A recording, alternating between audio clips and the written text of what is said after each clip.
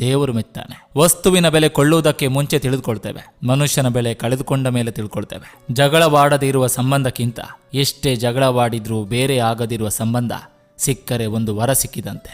ಬದುಕು ಇರೋದು ಬದುಕೋಕೆ, ಆಗಿರೋದನ್ನು ನೆನೆದು ಕೊರಗುವುದಕ್ಕಲ್ಲ. ಕಣ್ಣಿಗೆ ಕಾಣುವ ಮನುಷ್ಯನನ್ನೇ ಗೌರವಿಸದಿದ್ರೆ ಕಾಣದ ದೇವರಿಗೆ ಕೈ ಮುಗಿದು ಬೇಡಿದ್ರೇನು ಫಲ?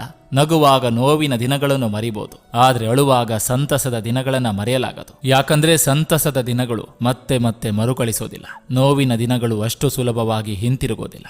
ಕೆಳಗೆ ಬಿದ್ದರೆ ಒಡೆದು ಹೋಗುವ ಫೋನ್ಗೆ ಬಹಳ ಬೆಲೆ ಕೊಡ್ತೇವೆ, ಅದೇ ತರ ಜೀವನ ಪರ್ಯಂತ ನಮ್ಮ ಜೊತೆ ಇರುವ ಸಂಬಂಧಗಳಿಗೆ ಇನ್ನೆಷ್ಟು ಬೆಲೆ ಕೊಡಬೇಕು. ಚಿಕ್ಕ ಪುಟ್ಟ ಕಾರಣಗಳಿಂದ ಸಂಬಂಧಗಳನ್ನು ದೂರ ಮಾಡ್ಕೋಬೇಡಿ. ನೋವು ಮನುಷ್ಯನನ್ನ ಬದಲಾಯಿಸ್ತದೆ, ಕೆಲವರನ್ನು ಮೌನವಾಗಿಸ್ತದೆ, ಕೆಲವರನ್ನು ಗಟ್ಟಿಯಾಗಿಸ್ತದೆ. ರಕ್ತದಾನ ಮಾಡಿದ್ರೆ ಒಬ್ರಿಗೆ ಒಳ್ಳೇದಾಗುತ್ತೆ, ನೇತ್ರದಾನ ಮಾಡಿದ್ರೆ ಇಬ್ಬರಿಗೆ ಒಳ್ಳೇದಾಗುತ್ತೆ, ಅನ್ನದಾನ ಮಾಡಿದ್ರೆ 100 ಜನಕ್ಕೆ ಒಳ್ಳೇದಾಗುತ್ತೆ, ವಿದ್ಯಾದಾನ ಮಾಡಿದ್ರೆ ಸಹಸ್ರಾರು ಜನಕ್ಕೆ ಒಳ್ಳೇದಾಗುತ್ತೆ. ಆದ್ರೆ ಇಡೀ ದೇಶಕ್ಕೆ ಒಳ್ಳೇದಾಗಬೇಕು ಅಂದ್ರೆ ಮತದಾನ